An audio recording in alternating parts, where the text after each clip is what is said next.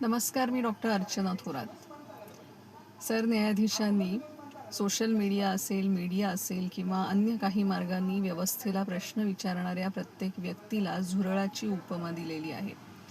ज्या राज्यघटनेने सरन्यायाधीशांची नेमणूक केलेली आहे त्याच राज्यघटनेने अशा पद्धतीने व्यवस्थेला प्रश्न विचारण्याचा अधिकारसुद्धा सामान्य नागरिकाला बहाल केलेला आहे.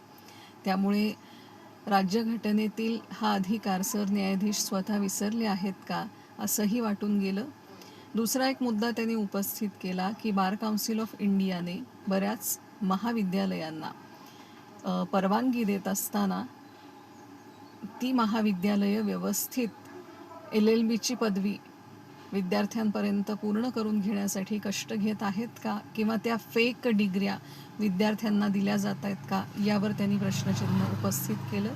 मला वाटतं सर्वोच्च न्यायालयानं एका आदेशाद्वारे बार काउन्सिल ऑफ इंडियाला या संदर्भामध्ये काही सूचना दिल्या तर हा प्रश्न सुटू शकतो आणि बार काउन्सिल ऑफ इंडियानी त्या माध्यमातून जी महाविद्यालयं, जी विद्यापीठं अशा पद्धतीनं फेक डिग्र्या देत असतील तर त्यांच्यावर अंकुश ठेवण्यासाठी प्रयत्न केला पाहिजे, असंही माझं प्रामाणिक मत आहे.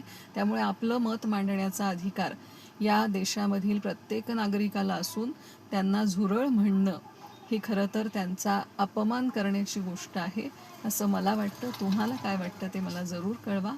नमस्कार.